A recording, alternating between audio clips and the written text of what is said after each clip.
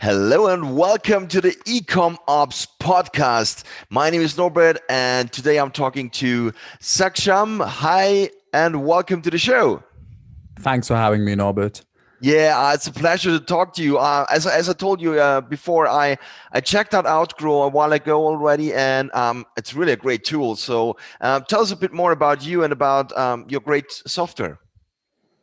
So Outgrow.co is a no-code tool, and it has been the G2 Crowd market leader in the no-code industry for over 3 years now, and has also been ranked the number one B2B tech company in New York. So it's a Wow. company that basically allows anyone to create interactive content such as contests, giveaways, polls with which you can, uh, do researches on your audience, quizzes, surveys, calculators, or estimators, which allow you to give, custom pricing plans to your e-commerce audience, or recommendations, assessments, and chatbots. You can build all of this in Outgrow to basically interact with your existing customers, but also with prospective customers in a very engaging way.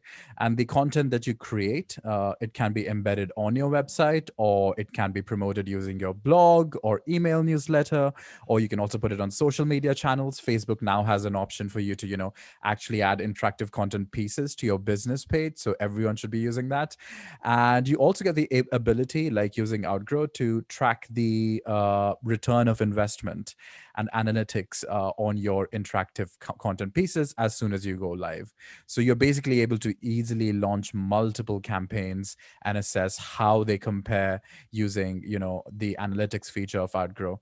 And finally, on your results page of any interactive content piece that you can have a key call to action button, which can be used, which can be focused on getting the user to share your content piece with other users, or to follow you on social media, or like, to give their email address to you, or to give their phone number to you so that you can follow up with all your leads. So that's what Outgrow does. And I basically work as their creative director. And I basically ensure that several departments and our clients are constantly coming up with new ideas. That's great. Wow.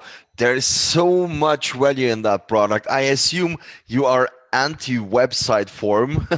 Why is interactive better? Well, it's because I think so. Currently, I think I'll begin from scratch here. I think we're Yeah. living in the information age, and the nature of the information age is that there's too much information online. So, like, if I wanted to hire a lawyer, or if I wanted to hire a graphic designer, and I went to a website, someone's website, and there's tons of, text, static text that they've put there and all of that. And, but there's tons of competitors they have, and I don't know which one to choose. So I have a decision paralysis or choice paralysis. And so in that case, it's better if on your website you have like the lawyer on his website, instead of just having a button that says contact me, he has a proper widget or an applet or an interactive content piece that basically has asked the question, see how much I can save you in legal fees. And then it asks you like five different questions, like, where are you based? What kind of business do you conduct? What is the nature of your sales operations, et cetera, et cetera. And then it shows you over time how much money you can save by employing this law firm or this lawyer. So it gives you a graphic value, and it's giving you immediate value. It's basically sifting the information out there, and it's providing you targeted value. And just before they give you that value, they ask you for your email so that you enter their marketing funnel, and they can always remarket to you later, or they can, like, engage with you with other content pieces. So that's just one example for B2B. No, great. Well, we are the eCom Ops podcast, and I have seen that you also have a section here where you have e-commerce recommendations as a template.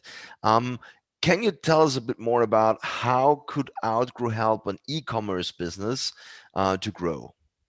So for B2C, especially like all e-commerce businesses, I would say one of the things we've noticed, and this is something we noticed for the 2020 Black Friday, Christmas shopping, New Year's season, it was the first time in ages that that entire season, I think first time in recent memory, that entire shopping season has been held online.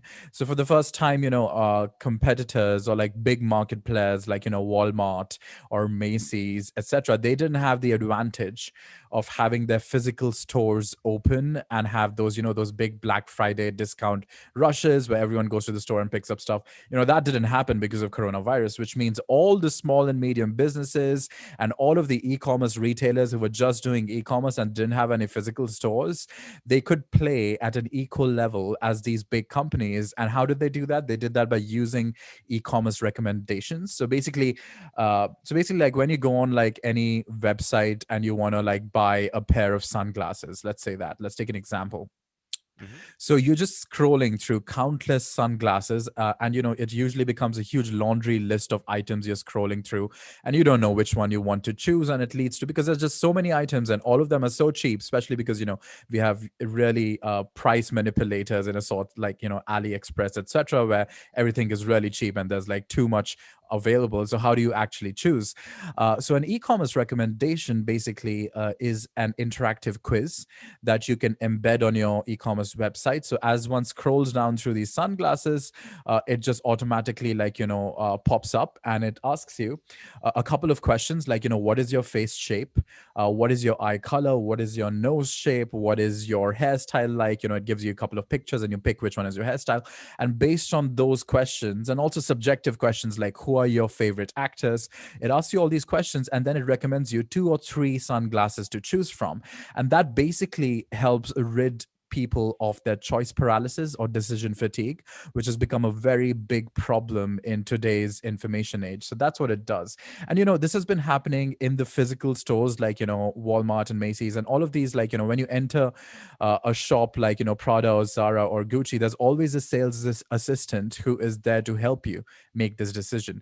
And in the e-commerce world, we have forgotten the role of these sales assistants, and that is how interactive content comes in, because it reminds us that we need these kind of sales assistants 24/7 active on our website, chatbots or recommenders that can actually help people make a decision.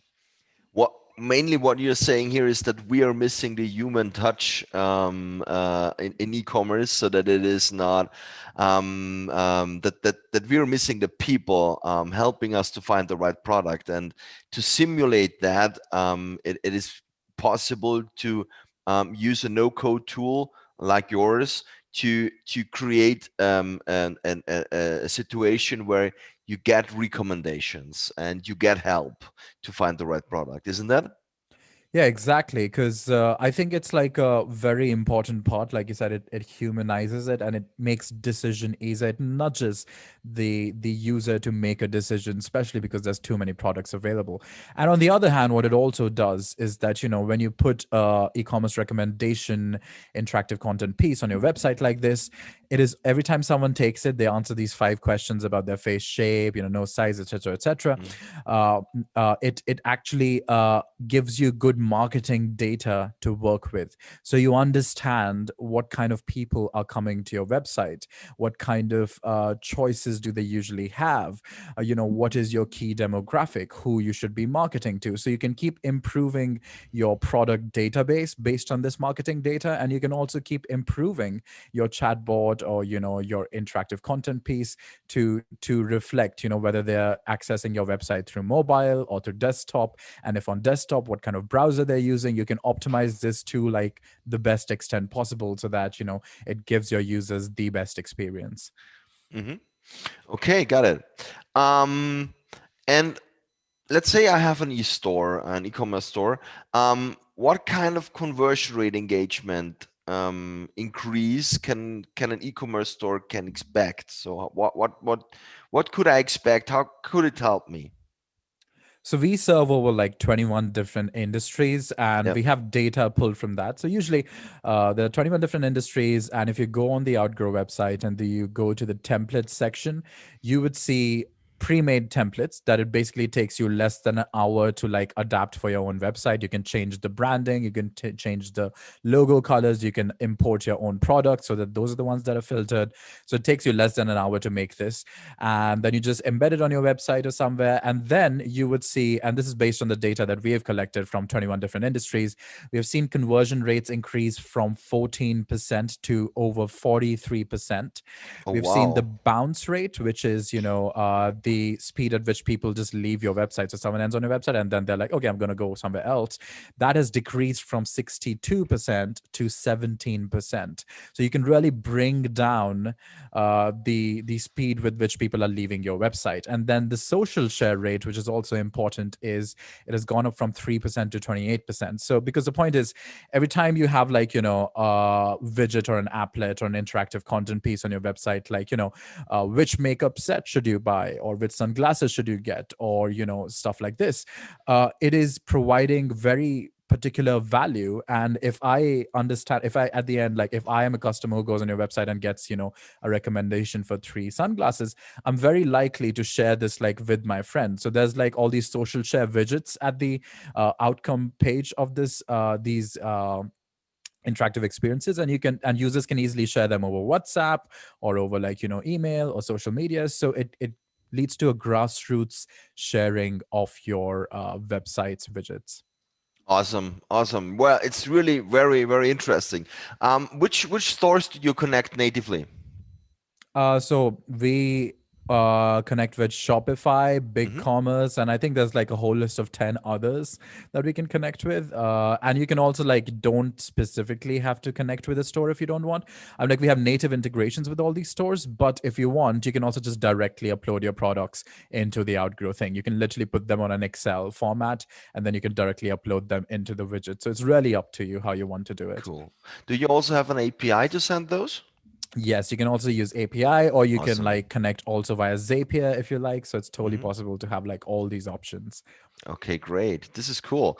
We're gonna talk about this in a minute. So, um, yeah, and you said 21 industries is what you're serving.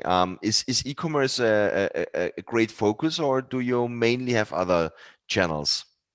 Well, there's been like a huge expansion in all sorts of like fields that are possible, but Yeah, e-commerce is definitely a huge market, and like that yeah, is why like one of our biggest campaigns, because we're constantly looking at the e-commerce industry, and I think it has received a significant boost because of the pandemic, and literally every single yes. business you've heard of has moved online, and there's been rapid expansion in e-commerce. So a lot of innovation is coming here, a lot of new templates you will see on our website for e-commerce specifically, and contests can be used as well. So these are basically time sensitive offerings that you can give your audience, and you can just design these on Outgrow itself.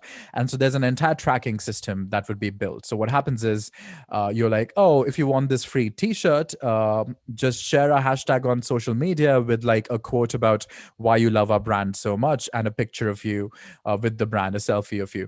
uh, and then based on how many likes or retweets your post gets, you will rise up in the scoreboard, and you might get a chance to win like a whole year full of t-shirts, or like a particular package or something. So you win some product. But then it creates this buzz around when there are like so many people competing, and all of it's being tracked automatically. So you don't really have to do much. You just really have to decide what are you going to give for free, and then you literally pick a template, you put it out there, and everything is just automatically tracked. So Oh, that's great. yeah. Well, I had different interviews, and I remember one where we talked about contests and sweepstakes, and the opinions are really different here. Some say, yeah, this is really good because you can generate leads. Some say, well, you just provide something for free, and you don't get really value out of the people that sign up for the sweepstake or for a contest. What is your opinion here? How So can I make a sweepstake or a contest successful so that I really have value later on?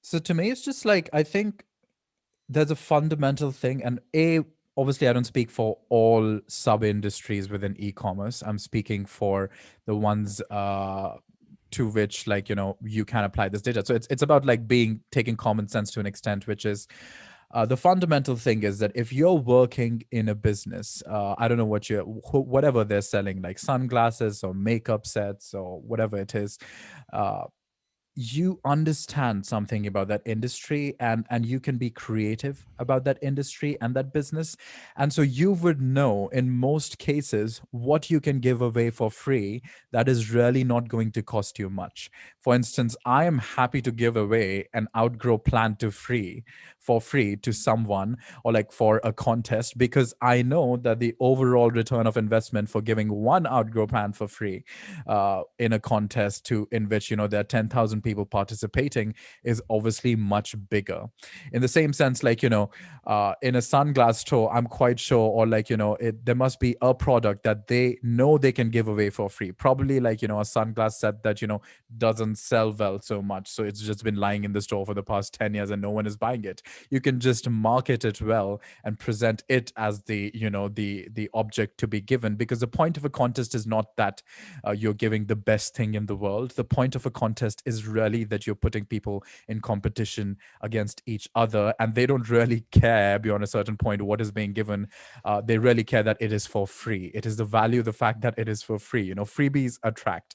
So Yeah. I really think contests are helpful, and the second thing in the way that it's helpful is that it takes you absolutely no effort to build this on Outgrow. It takes like 2 seconds. So even if no one participates in your contest, try it with a different product. I'm quite sure when you look at your store's inventory, there would be something that you're able to give for free. Like I absolutely do not believe that there's any industry in anywhere in the world that there's something that you produce in overabundance and that you can give in free. I'm quite sure there's something out there.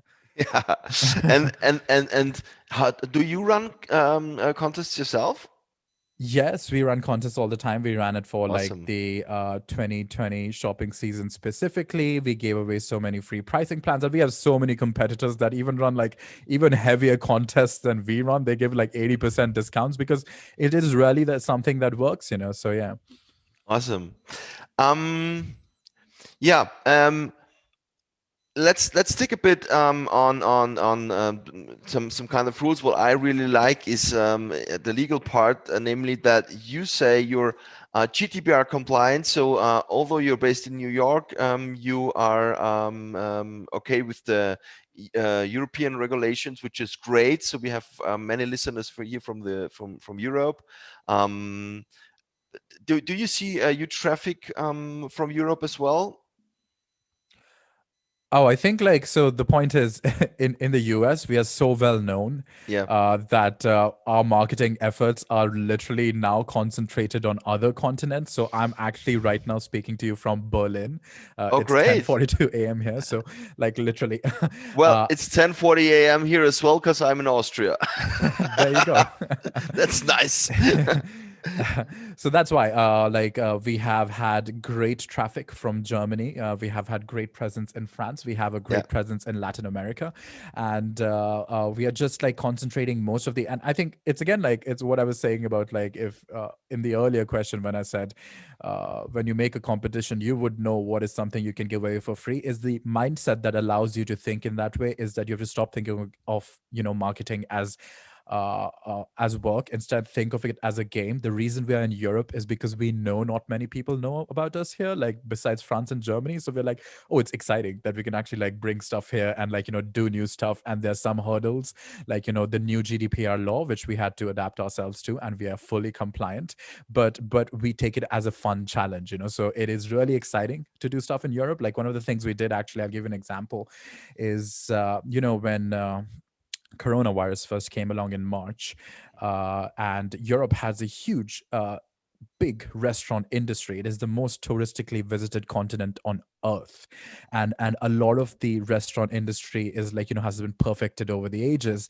And when the virus came along in March, immediately there was a blanket ban on all restaurants, Yeah. but there was no ban on takeaway. So takeaway deli shops were already open, but main restaurants had to close, and the industry was facing imminent collapse because they had no certainty as to when these lockdowns would be lifted, which was now that we look back, it was a good concern that they had, because they're still not completely open, there's still lockdowns happening. So what one of the things these restaurants had to do was that they had an option either to use Uber Eats, which takes all these delivery services that take a cut of their of the restaurant's earnings and take a cut from the user, so it's driving up the price and it's not really a fun service to use. or they can build interactive, build your own menu templates and takeout templates. And so that's what we did for them. We built templates. Like when you enter a McDonald's and you see build your own burger, you choose the bun type, the lettuce type, the meat type, etc., and then it gives you customized pricing, and then it builds an entire takeaway order for you. So we did these for like restaurants in Berlin and everywhere, and it really helped these restaurants not invest in outside talent, because they could just themselves edit these interactive menu templates and efficientize, make the entire delivery process efficient. And later this really took off because we made this in March, just when coronavirus started happening, and the tech industry only got to understand this problem by April or May. So there were like hackathons launched for this, coronavirus solutions, and our product, this restaurant takeaway product, was one of the finalists in those hackathons. And we didn't even have to make it during the hackathon because we'd already made it in March. So Wow. it's a nice challenge, and we love expanding into these industries, is what I'm saying, and in Yeah, Europe very, as well. very interesting. This is really also a very interesting space. We had a few clients as well that started off with some reservation systems and food ordering systems, and yeah, they had a huge growth during pandemic. But to have a tool that allows you to really click something together without coding or with less Mhm. coding, no code No coding at all. approach. Yeah. This is really insane, and it really can help a lot of businesses to make something outstanding with less budget, which is great. Um, who has taught you the most about e-commerce in your career? Oh, I think the clients, I think Yeah, I learned it's because that's like the we offer best. all these like 21 different industries, and it's a no code tool. So people go to the website, they start experimenting with the templates, and then they have these really nice questions, and they sometimes come up with like applets and widgets that just go viral. Like literally, one of the things I learned, which I keep coming back to, the best makeup set that suits your example, is because this client that was operating a makeup store said that in his e-commerce recommendation, he put a particular question that said, what color are the veins under your wrists? And because apparently the color under the veins under your wrists in the veins under your wrists, it determines the kind of foundation that goes on your face when you're doing makeup. So you understand so many particular things about each business, like the more you like look at these interactive content pieces. And that's what I'm saying. Anyone who's listening to the podcast, uh, what coding, like no coding, allows you to basically express your creativity to your industry in a very engaging way. And if you don't know how to code, there's no reason you should be held back from like bringing your expertise to the market. And usually I think like anyone who's listening is in the business they are because they have certain kind of expertise to contribute to the market. That's why they've been in the business, and they should use no code tools to express it to the market, because that is what the market is looking for. The market is not looking for coders because they're not necessarily creative. The market values creativity much more than coding. Okay. Um, and last but not least, my last question for the day. What is your number one operations hack or tip? Hmm. I would say no coding, but also the other thing that I said was playing the marketing game like it's actually a game, instead of being too stressed out about Yeah. it. So really being like, oh, what if I just did this, and let's see how that what result that has. So like for instance, like I'll give you an example of something we did that really worked out, which we didn't expect to work out, but the only reason it worked out was because we just thought it would be a nice game. It's when 2020 was going disaster after disaster after disaster, like coronavirus, and then there were the murder hornets in the US, then there were cyclones, then there were wildfires, then there was an earthquake in Turkey and all of that. So this was like in August or November 2020. We did a team building session with no code tools, in which we told everyone to make a fun quiz, and the team decided to make a fun quiz called "Which 2020 disaster are you?" And so we made that quiz. So it asks you a couple of questions about how the year has gone for you, et cetera, et cetera. They're fun question, and then it tells you whether you are like, coronavirus, whether you are like, the financial collapse, whether you are like the locust swarms or the earthquake, etc., etc. And then we put this quiz. We thought it was really funny, and it was just a team building thing over like, alcohol and everything. So we just put it on Product Hunt, which is a website that looks for new products all the time, and it has a monthly traffic of 6 million viewers. And we put it on Product Hunt. Anyone can submit anything on Product Hunt, and it went viral on Product Hunt. Everyone loved it because we somehow connected with the marketing zeitgeist of of late 2020, where everyone was frustrated with 2020, and they needed exactly this kind of frustration breaker to engage with. And our brand Outgrow was on the quiz, and since e-commerce recommendations are essentially quizzes, a lot of people understood what our brand does through that marketing quiz. And that is something that Great happened, and idea. only because because we think of it as a game. We just thought of it as a Yeah. game. We just thought it'd be fun. So yeah. That's really great. Yeah, and makes fun doing something like this, really. Absolutely love this. So, what we learned today, and this is really amazing, that being interactive can increase your conversion rate. So, being not just with the form out there, but being interactive, doing recommendations, can help your business grow, can help your e-commerce grow because you bring in some kind of human touch. And I also love the aspect that with some humor, some fun quizzes, what you said, you also can reach the people, and we're all talking to people and selling to people, and this is what the e-commerce part or a web store actually is missing. And bringing some human touch in there really can help you to grow. Um, Thank you so much for your time. Thanks for having me, Norbert. Stay well and have a great time in Berlin. Thank you. Bye bye.